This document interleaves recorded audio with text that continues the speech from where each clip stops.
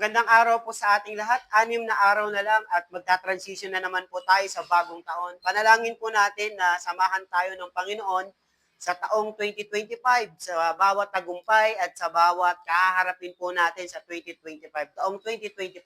Tayo po muli ay mag-aral at magnilay-nilay ng salita ng Diyos mula po sa Kawikaan. No? Itutuloy po natin yung ating series about sa Book of Proverbs po, series natin. So, ang text po natin ay magmumula po sa Proverbs chapter 24 verse 27 o Kawikaan 24:27. Sabi doon, ihanda mo ang iyong bukid para magkaroon kang tiyak na pagkakakitaan bago ka magtayo ng bahay at magtatag ng tahanan. Ulitin ko ulit, no? Ihanda mo muna ang iyong bukid para magkaroon kang tiyak na pagkakakitaan, no? Bago ka magtayo ng bahay at magtatag ng tahanan. Ito naman po yung sabi sa ESV translation. Sabi niya, prepare your work outside and get everything ready for yourself in the field. Ang ganda, no? Sabi ron, get everything ready yourself in the field. Tapos after that, build your house. So today po, the title of our topic is about the power of preparation. Yung kapangyarihan ng paghahanda. Paghahanda po, no, sa lahat po ng bagay. Alam niyo po, no, yung Proverbs, so it was written by Solomon, no, the king Solomon, the son of David, during his prime time, no, sa panahon na nagtatagumpay po si Solomon, no, na nag-contemplate siya in his royal court, no, na doon sa kanyang palasyo, and it was meditating, nagnilay-nilay siya, reflecting, and was guided by the Holy Spirit. And itong nag-uusapan nito, no, he offer us a simple yet profound principle. No, tungkol ito sa paghahanda, no, pagtatayo at responsibilidad, yung paghahanda ng mga gawain bago magtayo, no? Ito yung mga paghahanda, no, ng mga gawain bago magtayo ng kahit anong mga bagay, no, sinasabi dito. And after that, sabi nga doon, that building, no, malalim na aral, no, hindi lang patungkol sa agricultural work ito, pero it reveals the need for strategic planning, no? Kailangan ng pagpaplano, ng strategy, and thoughtful prioritization in all areas of life, no? Pag pinag-iisipan, pina-prioritize ang mga bagay-bagay sa lahat po ng mga dapat gawin, no, ngayong taon. Hindi lang ngayong taon at sa ating sariling buhay. So ano po yung mga nuggets, ano po yung wisdom, ano po yung mga learning na pwede nating makuha sa isang bersikulo na ito, sa isang talata na ito. Una po, no, may 5 points lang po tayo na pag-uusapan patungkol po sa dito sa Proverbs chapter 24 verse 27. So, 5 things about the power of preparation. Number 1, no, ilalagay po natin yan sa description po para makita nyo. So, number 1, preparation before action. So, ulitin ko, preparation before action. So, ipinapakita dito sa verse yung paglatag ng proper foundation. Kailangan may foundation, hindi lang tayo ng tayo, pero dapat properly, no, merong foundation. Bago mag-action, moving into more advanced or immediate stages of our work, no, kailangan may paghahanda, no, may paghanda tayong ginagawa sa lahat ng mga bagay, no, ano man po yung ginagawa po natin, dapat meron tayong paghahanda na ginagawa, no, sa ating buhay. So katulad ng bukid, no, need mo nang i-cultivate ang lupa, no, kailangan mo na lagyan ng mga pataba or linisin or ihanda para magtanim. At tsaka sabi doon, bago tayo magtayo ng kahit anong construction. No, pagtatanim muna, magtanim ka muna bago ka magkaroon ng construction, parang ganun. So we must prepare our hearts. Katulad ng nangyayari po sa atin, no, we must prepare our hearts, our mind, and resources before pursuing our goals. Parang ganito yan, no? Bago tayo maghanda, no, ihanda muna natin ang ating puso, ang ating isipan, no, sa darating na mga taon. At kailangan natin ng resources before pursuing our goals. Kailangan natin ng mga resources. Kailangan natin ng mga bagay na ito para makamit natin o mahit natin yung mga anuman yung mga goals natin, no? Ang ibig sabihin nito is about studying. No, sa paghahanda, kinakailangan po nag-aaral. Pinag-aaralan mo yung mga bagay o yung mga field kung nasaan ka. No? Pinag-aaralan mo yan sa paghahanda. May plano ka dapat pag-aralan. Or kailangan mo rin ng guidance o mga godly counselor.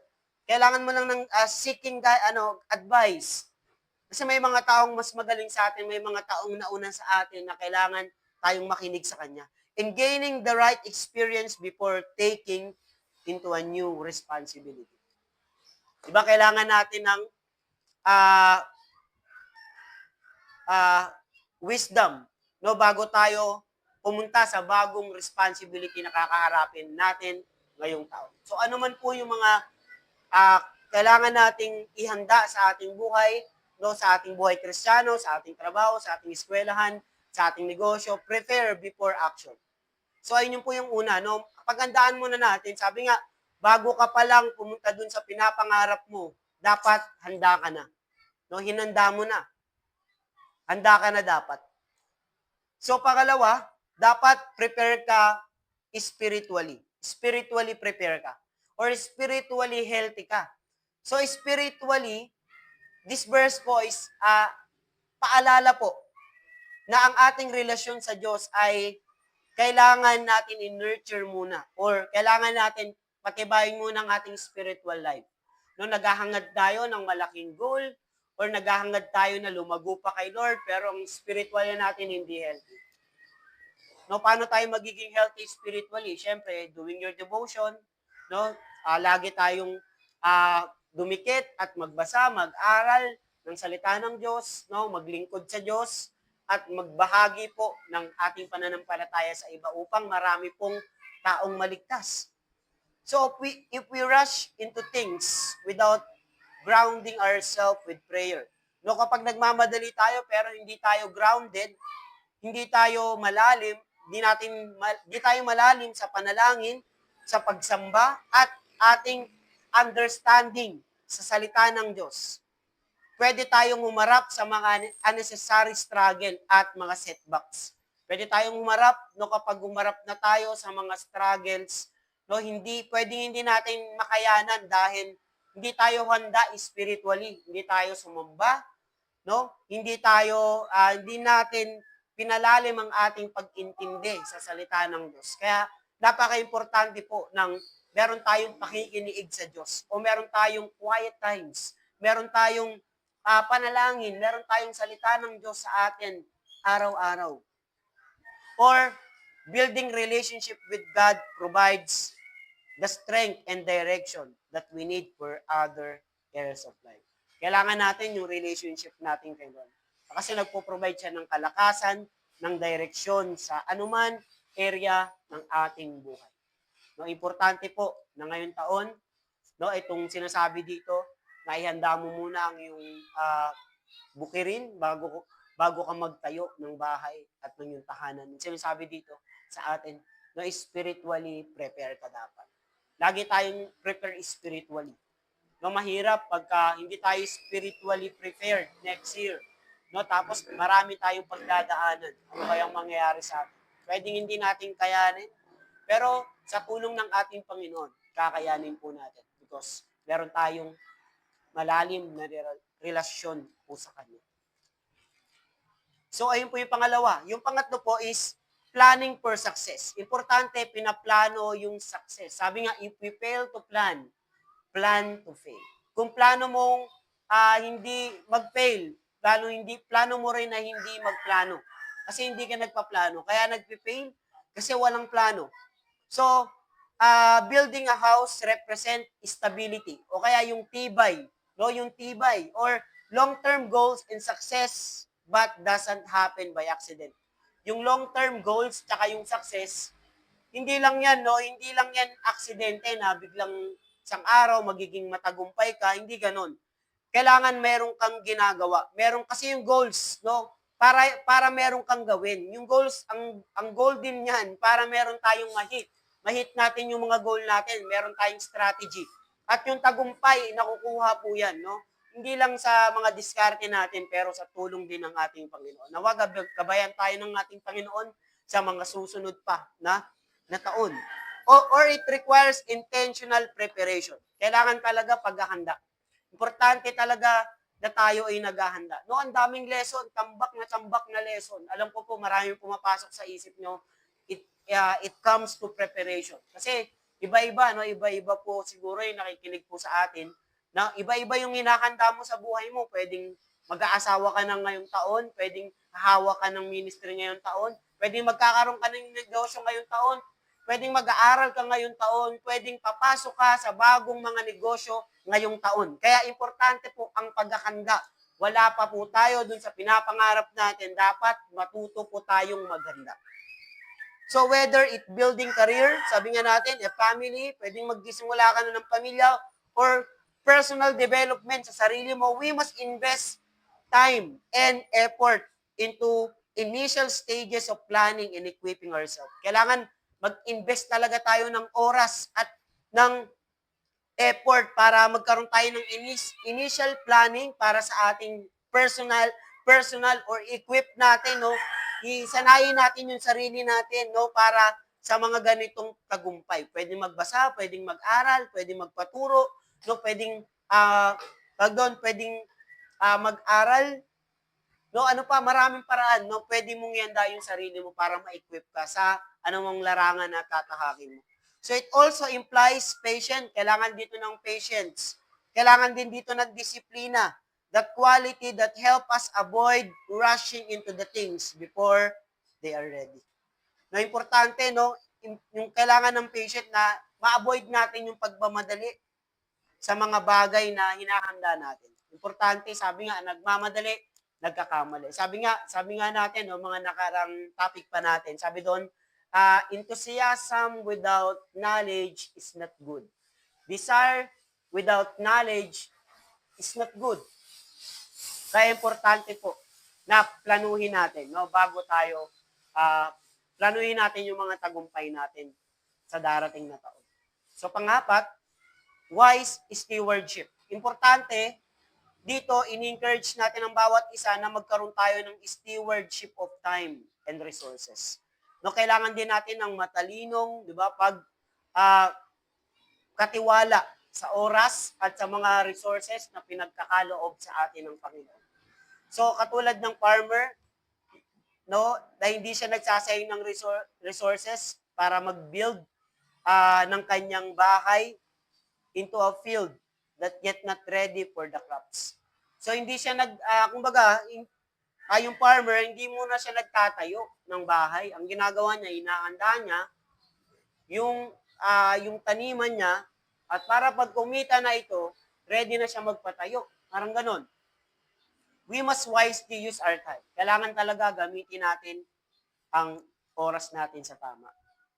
Kailangan ay yung energy din natin, ayusin din natin, no? Ilagay din natin sa tama. Pwedeng galaw tayo ng galaw, pero hindi naman talaga yun yung pinapagawa ng Diyos sa atin. Masasayang yung energy, masasayang yung lakas natin na binuhos natin sa mga bagay na yon. Yet, hindi naman talaga yon yung pinapagawa sa'yo. So, hindi rin naman in line din sa goal mo. And, finances in the right order. Ibig sabihin, yung finances din natin, ilagay din natin sa tamang budget na kailangan, no? Para ma-hit din natin yung ating mga goal sa buhay. And we are called to be good steward. No? Tinawag tayo para maging mabuting katiwala and making sure that we lay a foundation before advancing. Kaya kailangan talaga, no, maging mabuti tayong katiwala bago tayo, no, sinusolid muna natin yung mga foundation natin bago tayo mag-advance sa kahit anuman larangan natin. Importante, number 4, wise stewardship. So, panglima po, in the last, balance between action and rest. Importante rin yung balance and action, balance between action and rest. So, the mention of action and rest, the mention of preparing the field before building a house could also be interpreted as balancing action. Di ba? Active work with rest. So, di naman pwedeng trabaho tayo ng trabaho lang, pero kailangan din natin magpahinga. Sabi nga doon, balanse ang pagtatrabaho at kasama din ang pagpapahinga. So, while the field represent effort and action, alam mo yung field, ang ibig sabihin po niyan, represent effort and action. Kasi di ba pag nandun ka sa field, andun lahat yung effort mo, andun lahat yung ginagawa mo, binubuhos mo doon yung mga ginagawa mo, at hindi lang yon. Yung bahay po represent rest and fruit of our labor.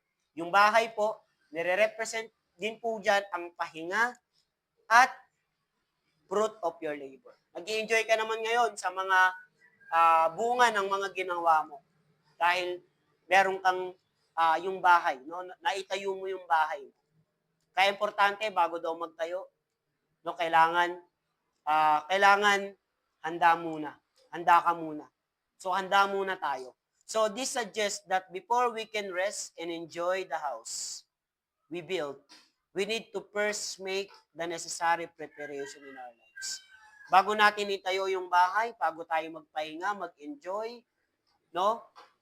Kailangan muna natin nang ihanda yung ating sarili sa pagtatayo ng kahit anumang ginagawa po natin ngayong taon. So alam niyo po, tapos na po tayo. God is a God of order and wisdom. His word teaches us that carefully, prayerfully planning is a part of fruitful and successful life. No, yung pagpananalangin, 'di ba, pagpaplano ay parte ng pagiging mabunga at matagumpay nating taon. Yung Proverbs 24:27 po, 'di ba, it doesn't just teach us about external tasks. Hindi lang yan about sa action na ginagawa mo, internal tasks mo. Speak about uh, uh, external processes, internal processes that we need for balance, our focus, the right priorities, and we need God's wisdom as we prepare for life challenge and success. Kailangan din natin yung loob, yung internal natin, no, process natin, no, na importante din ang priority, tamang priority, focus, at kailangan din natin ng guidance at wisdom ng Panginoon para mahihanda tayo sa mga challenges at mga tagumpay na mararanasan po natin. Hindi lang ngayong taon, pero sa mga susunod pa po na taon. Tayo po'y mananalangin. Panginoon, salamat po sa wisdom at guidance, Lord, to prepare wisely and build a life that honors you. Lord, salamat po. Tulungan mo po kami na malaman namin ang importansya, Panginoon, ng pagpaplano, paghahanda ng aming puso at ng aming isipan sa mga gagawin mo pa, Panginoon, no? Sa buhay po namin, no? Para ma-hit po namin yung mga goal namin. I pray for patience to wait for your perfect timing and strength to follow through your diligence. Lord, teach me how to prioritize, no? Ano yung pinakamahalaga, na nagtitiwala po kami sa inyo, Panginoon, na gagabayan mo kami sa bawat takbang na gagawin po namin. Lord, dalangin ko po na mag-glorify ka namin sa aming mga ginagawa, Panginoon. Lord, I pray, pagpalain mo kami, i-prepare mo kami spiritually, prepare mo kami sa mga challenges na kakaharipin namin at mga tagumpay na mararanasan namin. Panginoon, tulungan mo po kami, bigyan mo po kami ng wisdom, bigyan mo po kami ng kaalaman, karunungan, Panginoon, para mabatid namin, Panginoon, ano pa yung mga kalooban mo sa buhay namin. Pagpalain mo ang bawat taga-subaybay at nakikinig, nawa, Panginoon, na maging matagumpay ang aming 2025, Panginoon, na kahit anuman po yung mga darating po sa aming mga challenges, Panginoon, mga struggle, mga battles, Panginoon, naniniwala po kami na kasama ka po namin, Panginoon, sa